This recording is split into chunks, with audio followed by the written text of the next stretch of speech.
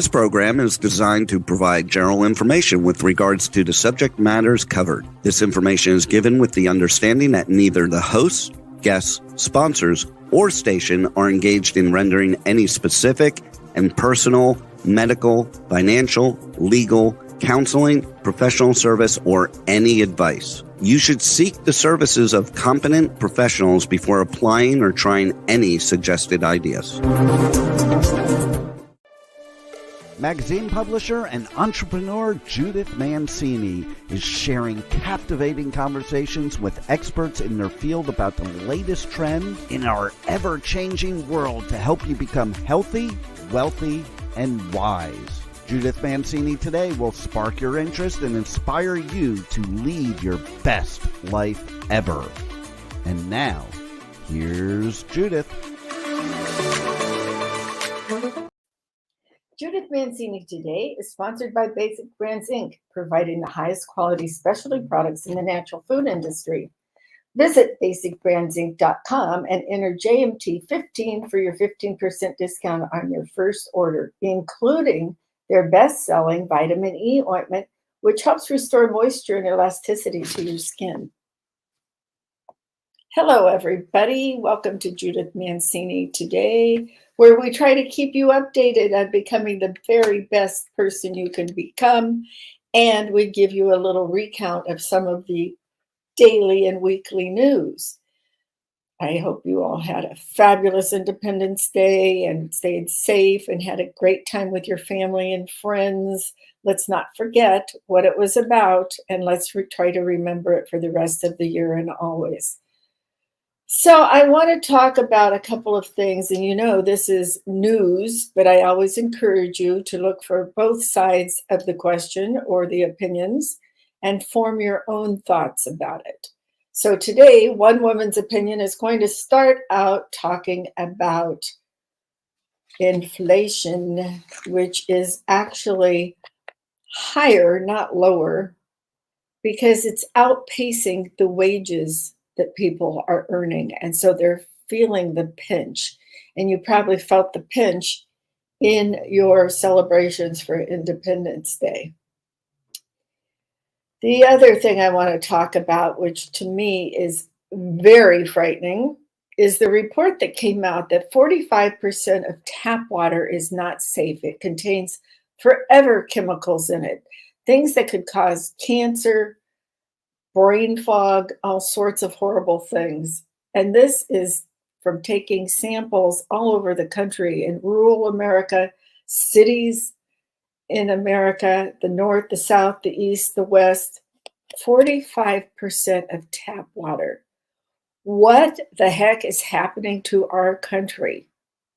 I'm not saying anybody's responsible for this, but I think they should have been testing it all along to correct it.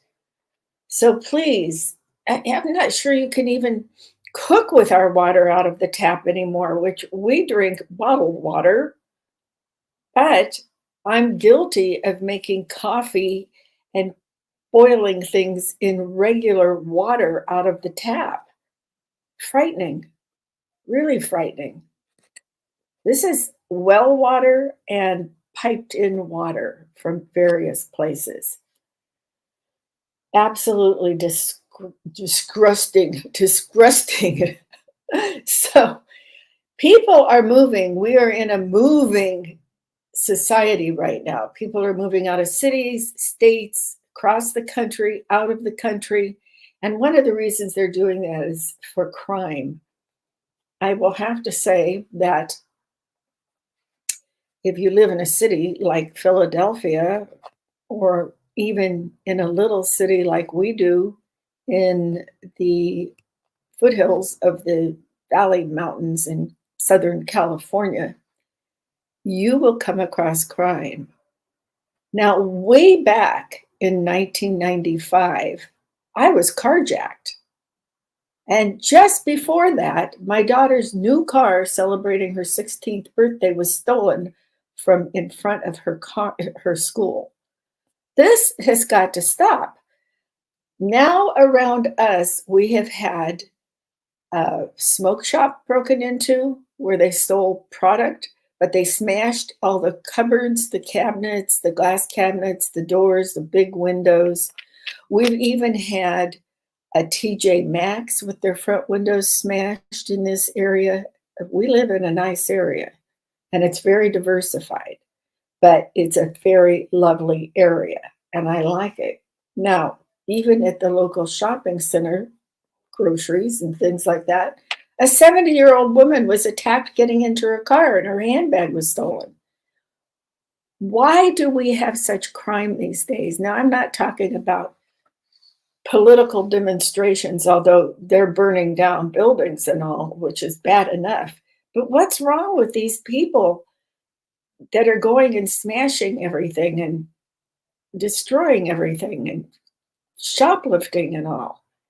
And don't tell me there's such a disparity. There is a disparity in this country between the poor and the very wealthy, but most people are middle class and they should have been taught better. You don't go out to celebrate something and start smashing things and shooting people. For goodness sakes. I don't know. So another thing that's happening is the government is trying to get rid of Mount Rushmore.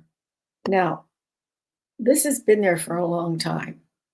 I don't know why they have to get rid of every single monument in the United States. This smacks of socialism and communism and taking over the populace. They don't want you to have any free ideas anymore. They don't want you to honor people who built our country. And many people did things that they probably would be ashamed of today. But it's not right to erase history. If you can't look at history and learn from history, what are you going to learn from? Socialism and communism? And all of you espousing your views on communism and socialism, I wish you'd really study what it's all about. It's about China persecuting and torturing the Uyghurs. Which brings me to another point. How can somebody be running for president, and this is in the Republican Party, that doesn't even know what a Uyghur is or how to pronounce it, whom a Uyghur is? Look it up, okay? Start listening to the news. Get the true stories from Fox and CNN or wherever you get your news, Newsmax, OAN, any place. Look on the internet. But get the whole stories and know what is going on. We would like to stop persecution in the United States and all over the world. So that's what I want to say about that particular problem. But China is really trying to become the ruler of the world. They want to take over the entire world. And I don't think that this current administration is helping too much. When they go over there, they send Blinken over to talk to Xi, and they send Yellen to go over and talk to them about business and economy and what's going on and why some people are no longer taking our dollar and they're taking the yuan from China and other places. Look, some of the things Yellen does is good, but unfortunately, somebody's been talking to her and a lot of things she does are bad. And that just shows that these two people going over there when our president doesn't talk to Xi, this is ridiculous. We are showing a weakness. And there are some news stations that are saying we are so close to war with China that it is no longer just a cocktail conversation. This is terrifying. And I don't think you should go to places now. The United States Department of State is now saying that you probably shouldn't travel in China. I was fortunate enough when China opened for visitors to not only go to Hong Kong, excuse me, which I had done before, but actually go into China. And that was quite a while ago when it first opened. And then, excuse me, allergies, wind blowing, pollen around, and who knows what else. At any rate, I was fortunate also to go on a business trip with my husband over to China. And we tacked some extra days on so that we could actually go into Beijing and different places around, saw the Great Wall of China, walked up part of it, saw some of the beautiful ancestral places. And we saw the Forbidden City, but we saw beautiful sculptures, things like that. Unfortunately, you can't go to China now. It's a dangerous place, and they arrest Americans. So you don't want to do that. And the other place you don't want to go to is Russia, which you can still tour. Now, one of our journalists is locked up in Russia, and they're not going to let him go. They are now trying to negotiate the release of other people who are against the United States that we have here in prison for espionage, treason, whatever, if they're living in the United States. It depends on what their charges are. But should we be allowing terrorists and things to be exchanged for a journalist who is just writing about what's going on? Perhaps that is. They say that the word is as powerful as a sword. That's paraphrasing. So I just think that we need to be a little stronger when dealing with China and Russia. And who knows what's going to be happening in the Ukraine. We seem to be at a stalemate between Russia and the Ukraine. Each one is saying the other one did this and that they're going to attack a nuclear plant, that they've blown up munitions. Who knows what's going on? It's not a good thing. We're in a very frightening time, and that really affects your well-being and your mental health. Well, let's skip to some fun news. So Zuckerberg and Musk seem to have this big deal going between the two of them. And Zuckerberg just came out with a new internet social media site called Threads, Threads, Threads. They've already gotten hundreds of thousands of people to sign up for it, and they just released it yesterday. Now, Musk is trying to limit how many words or how long of post you can put on his site. Well, what I want to know are the political candidates that are going to try to have declared and want to run in the primaries for president. Are they going to get on this new site, Threads? Are you on this new site, Threads? I'm not, but I'm going to be on it this afternoon. I can guarantee you that. So we have this big war between Twitter, Threads, Facebook, Instagram, TikTok. TikTok is owned by the Chinese. That's the one that we want to get rid of for sure. And don't let your kids be on it. We don't want the Chinese to get any more information about us than they already have. And believe me, they really do have a lot. Now, this is going to sound a little funny, but where we live, they came and put a lot of these electronic or battery operated locks on our doors where you punch in a combination. Then they also put on under the sinks, by the showers, by the washer and dryer, things that would tell you if you had a leak. So then when I'm looking at all of these things and looking around, we had this thing plugged in one of our plugs that was this big. This is a cosmetic jar, but they had plugged something in that was round like this and plugged it into our electric outlet. And I went to take it out because I just didn't know what it was. And I don't like things in my house that I don't know what they are, like Alexa trying to track all your information. So I tried to get it out, but then I noticed they had actually screwed it into the wall. They didn't just plug it in. So I got the people from our complex to come in and unscrew it and take it out. You just don't know who is watching and listening to you these days. So That's why I want you to be careful and not be on places like TikTok. There's a scam going around now, too, that you all should listen to. The IRS is getting terrible information from citizens saying they have gotten a cardboard letter, much like a FedEx cardboard envelope, something similar to that, that says the return address is the IRS. And in this package is a letter that tells you perhaps you're behind in taxes, perhaps you have leftover money that is going to be refunded to you from 1 year that you filed or something. This is a scam. And the IRS hasn't been able to stop it yet, and they haven't been able to find out exactly who is doing it. So please don't be fooled by these things. Don't even open it. Just contact the IRS and leave a message, because you'll never get through to them. Give them your name, nothing else. They can look it up, or maybe the last four of your social. I don't know if you should even do that.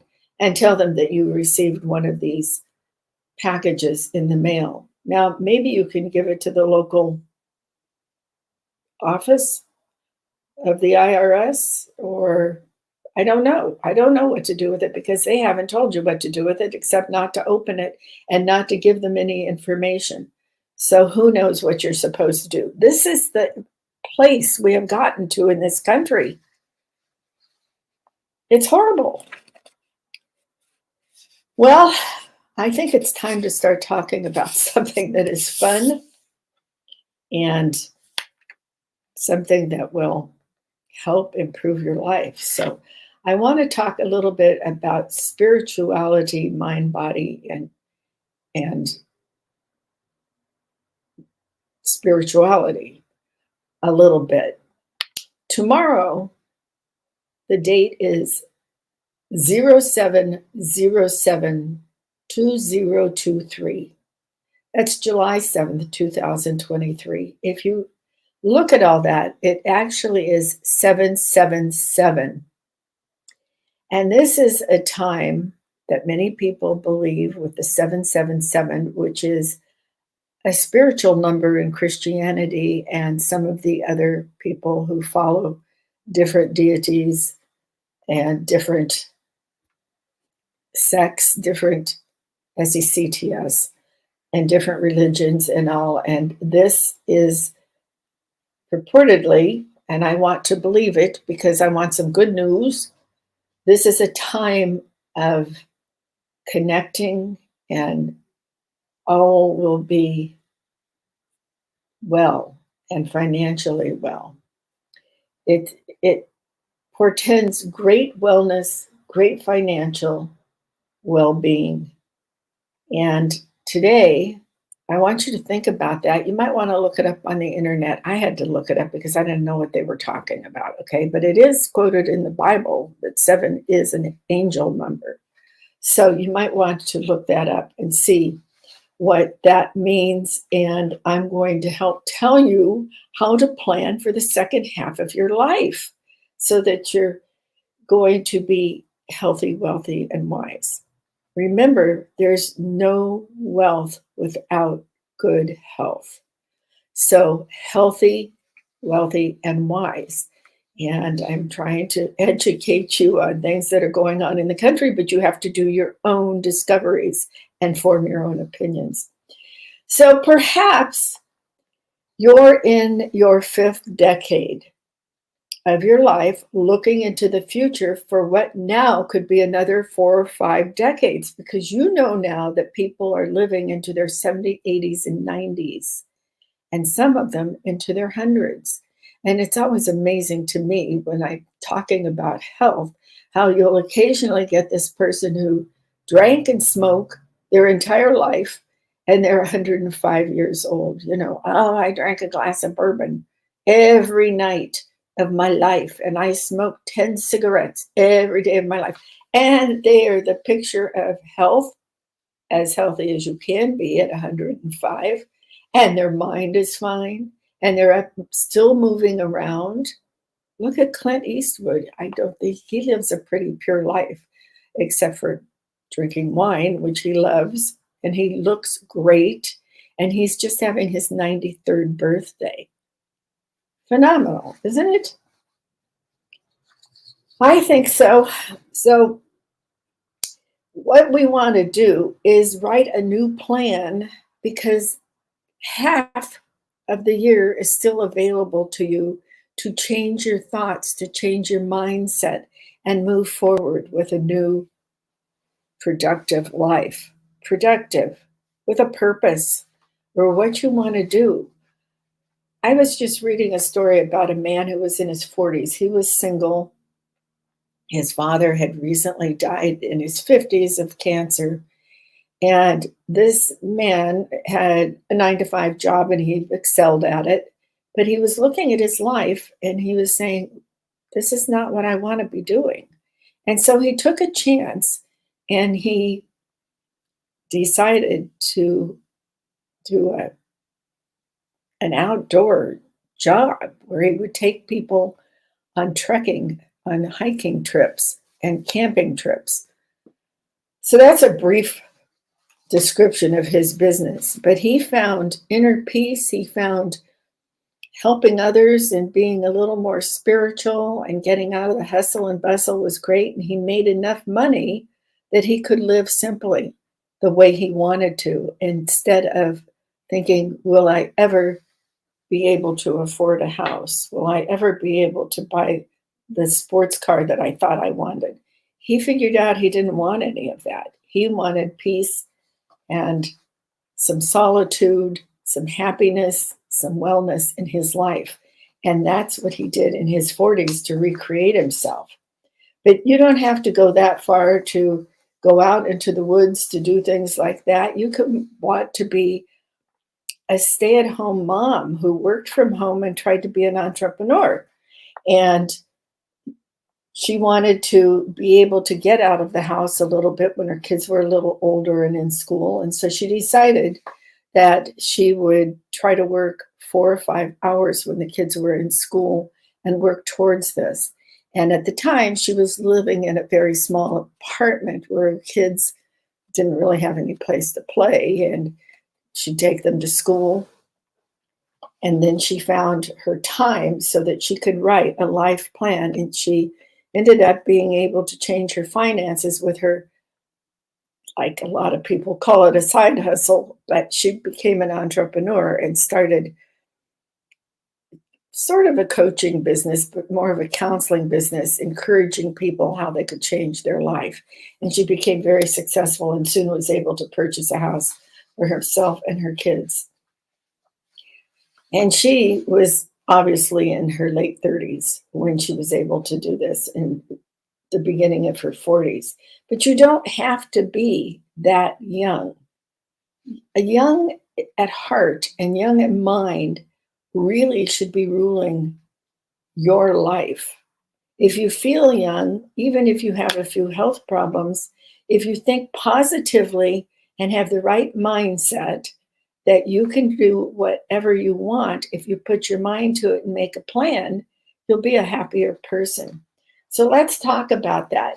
There have been some studies showing that many people in their 70s, that's me, go on to create new businesses, new lives, and go in a totally different direction. Now, I have been a stay-at-home mother.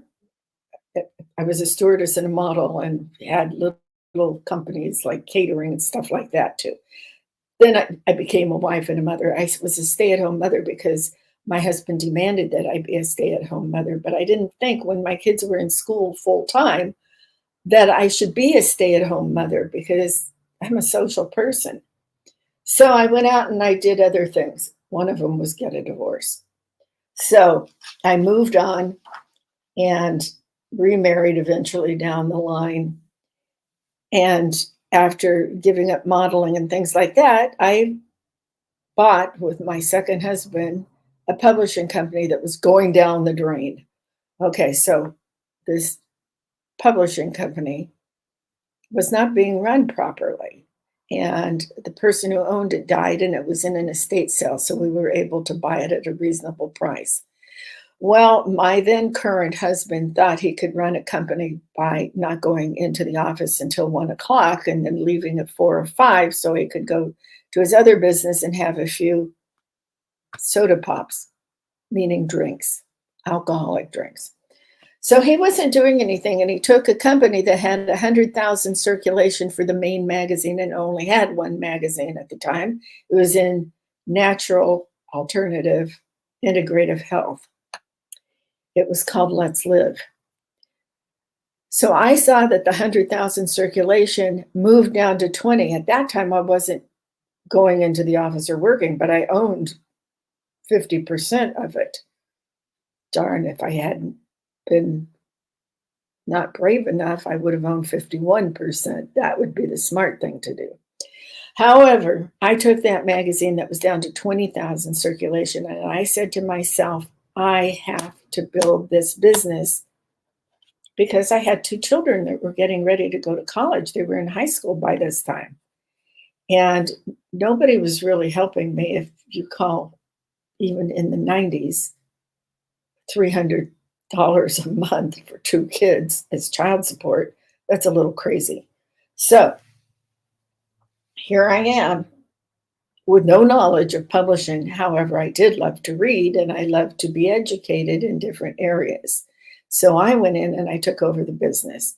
To make the story short, because a lot of you already know it, I took that company and I took it over myself to where the employees respected me and the people in the natural health business, supplement business, respected me. And I built that up with a great partner to 1.7 circulation.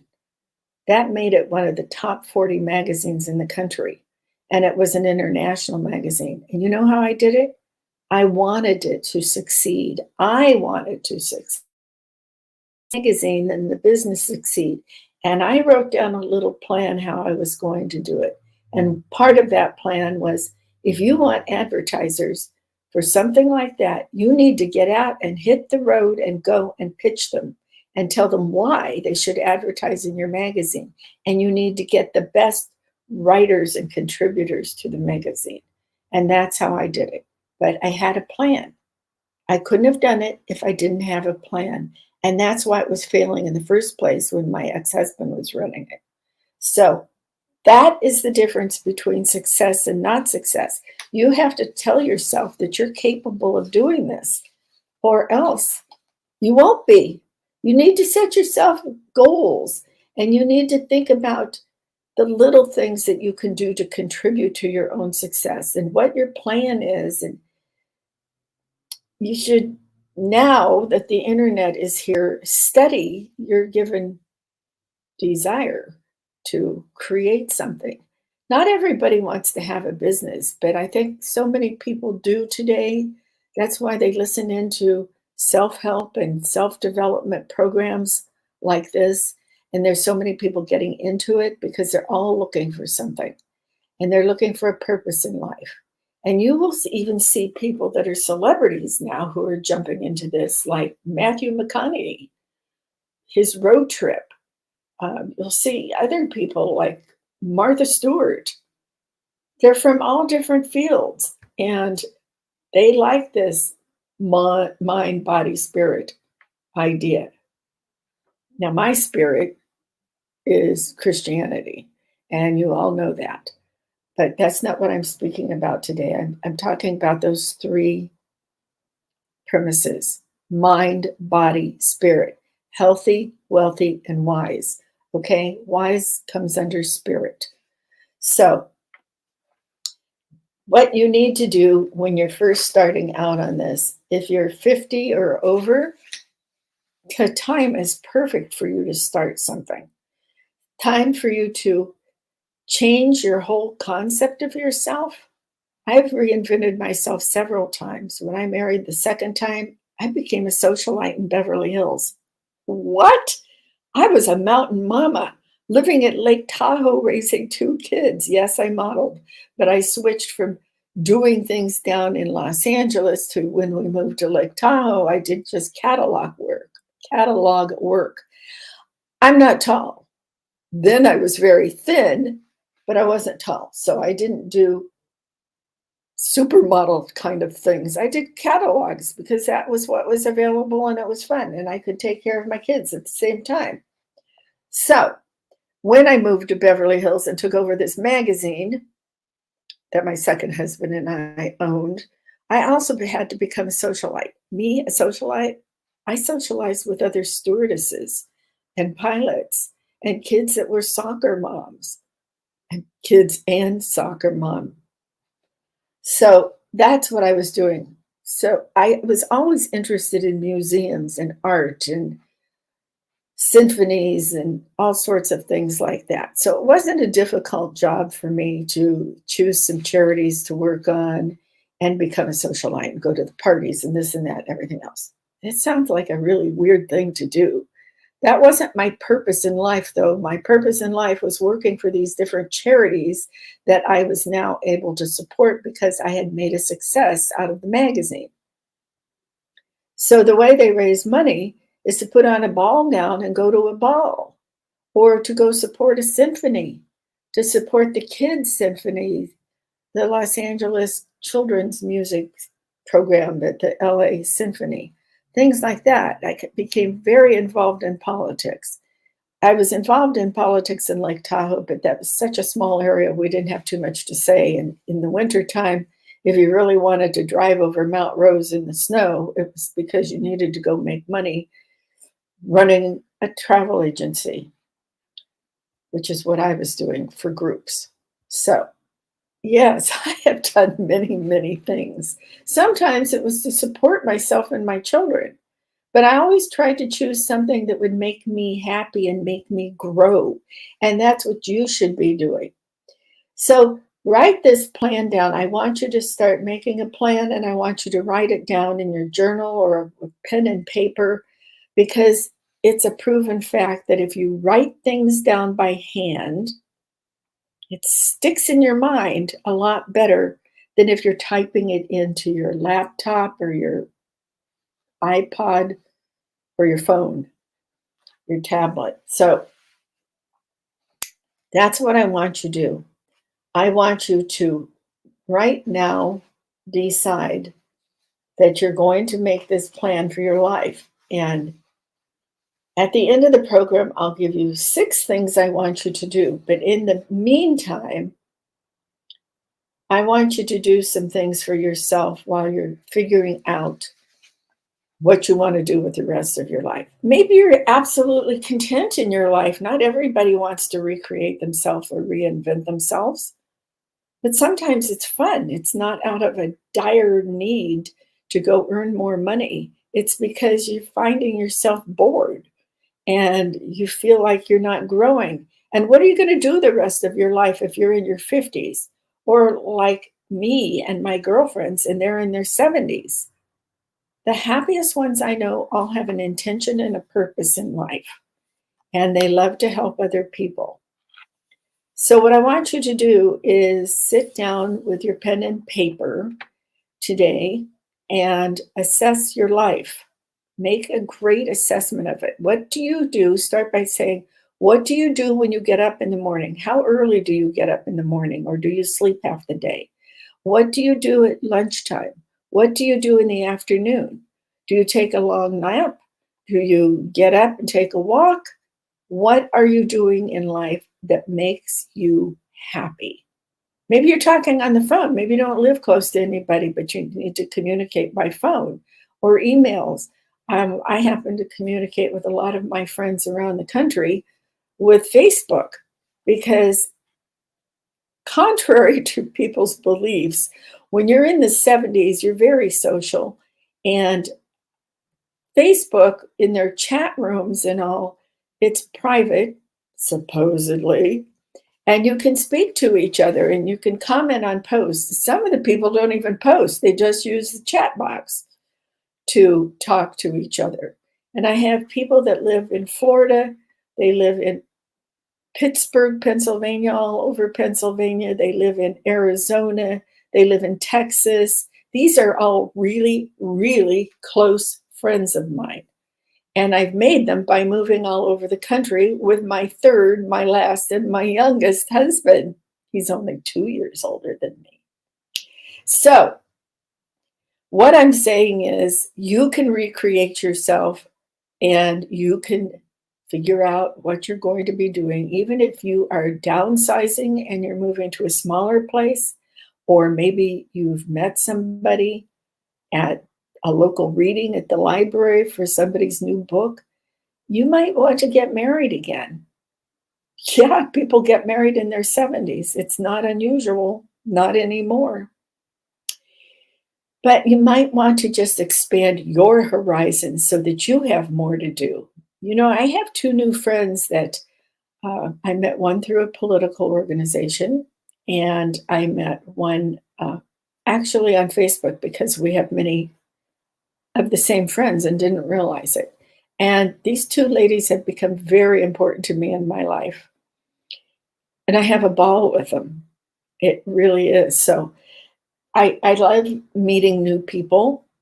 And contrary to what most people think, I'm a little bit shy. I think I did a show and I told you how I used to go around when I was first working with large groups and I go mingle, mingle, mingle, because I didn't know what to say to them. So that's when I decided I want more than my book learning. I want more information of what's going on in the world today. And that's why I changed. So I look at changing yourself and growing as an adventure. And I'm going to tell you that my husband and I are starting another big adventure. Now, when he was a CEO and retired from being the CEO of a major supplement retail company, he went into consulting and he worked for some very large venture capital people and all would send him in after they bought a company, and he would take over for a year or 2 years and turn those companies around because, of course, the venture capital wanted to buy at a low price and they looked at distressed companies. So my husband started doing that and we started moving because I had no kids at home. And we would go to different cities to live. And we lived in Boston, and we lived in Merrimack, New Hampshire, and we lived in Pittsburgh, Pennsylvania, and we lived in Los Angeles. We lived in Las Vegas. And it was so much fun because we got to see all of the wonderful things. We lived in other places too, but we got to see all of the different things that were going on in those cities or states. And we got to go to museums and wonderful restaurants in between working. But we also lived on the East Coast, and I'm a West Coast gal, and I had never really spent any time in the Caribbean. So that is so close to go to for days off that we did a lot of traveling in the Caribbean. We got to see all that. But we also got to go to places like I just said. We went to China, Beijing, Singapore, Italy. Those were business trips, but we took personal trips too. And we always tried to tack some time onto the business trips so we could better understand the culture and what we were dealing with in business. So that's one thing that I think is very important, is to expose yourself to new situations and all. And I started to tell you that we're off on a new adventure. So crime is so bad in different areas and ridiculous.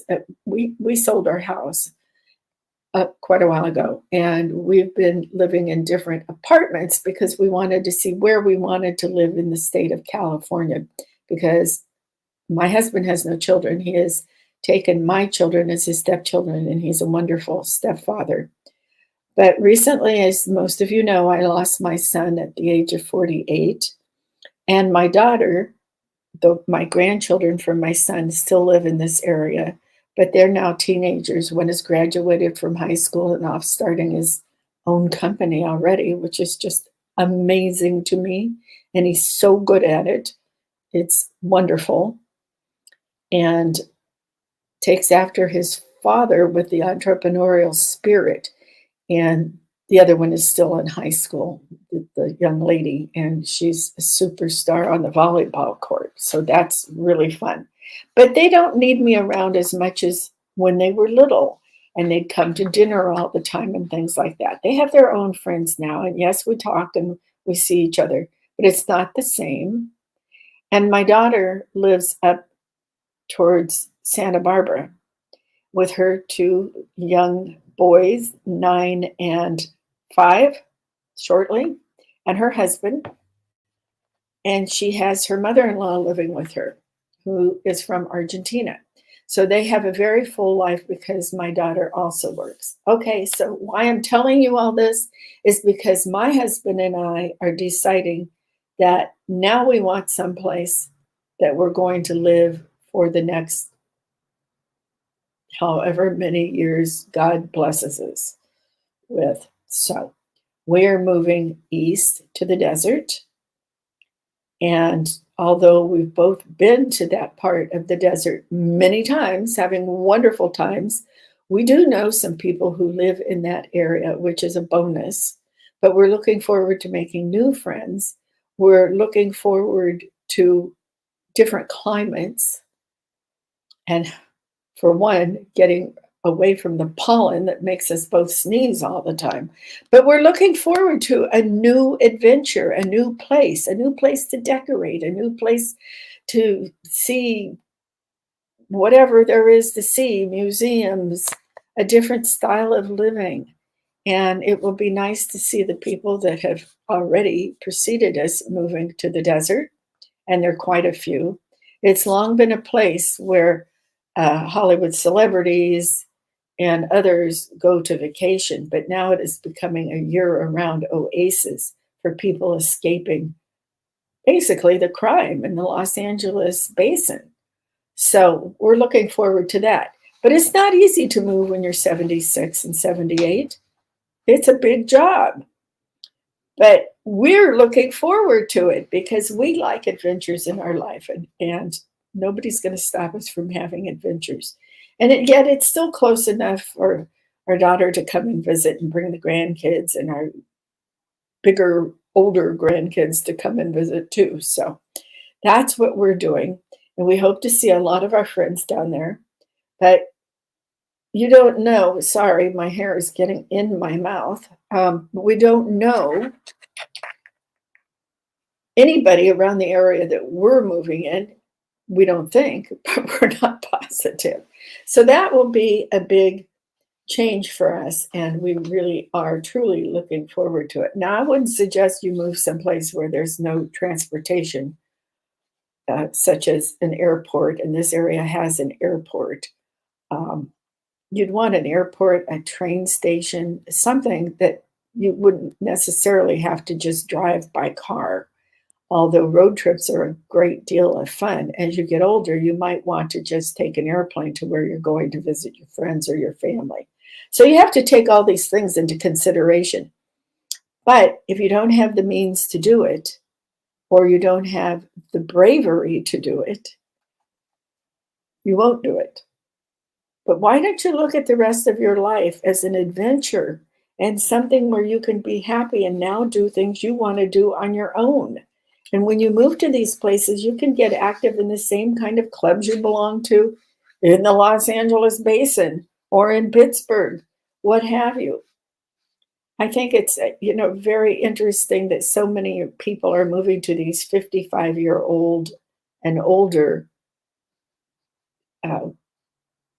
areas, facilities, beautiful homes and things like that, because they do want to have more friends and all. I'm a little more independent, so I'm not ready to do something like that, although there's certainly not people that are in assisted living homes, although there are people that need assisted living homes, and they also have social programs going on in those. So don't be afraid, just embrace it and think about the rest of your life. Mindset, spirituality, body health, so that maybe you won't have to move into that assisted living facility. But if you're in your 40s, You should start thinking a little more about your body and taking care of it better, because as I keep saying, there's no wealth without health. So, okay, this is what I want you to do today. I want you, with your pen and paper, I want you to write down these 6 things. If I can read my writing. Okay, I told you need to assess your life, and that's very important. But what I want you to do is, number 1, identify the action and goals and make more time or spend more time figuring them out and figure how you're going to achieve these goals. Number 2 is the self-assessment, because I think you need to make the goal list first, and then you make a self-assessment of yourself to see, are you adventurous? What kind of a job would you like? Jobs have you had in the past? Or what have you done charity-wise? Or what did you do after you raised your children? Do you like to travel? Can you incorporate that into your new lifestyle? As I was saying, you need to have public transportation close by, like airports, trains, buses, Uber, things like that. So make relevant and attainable goals.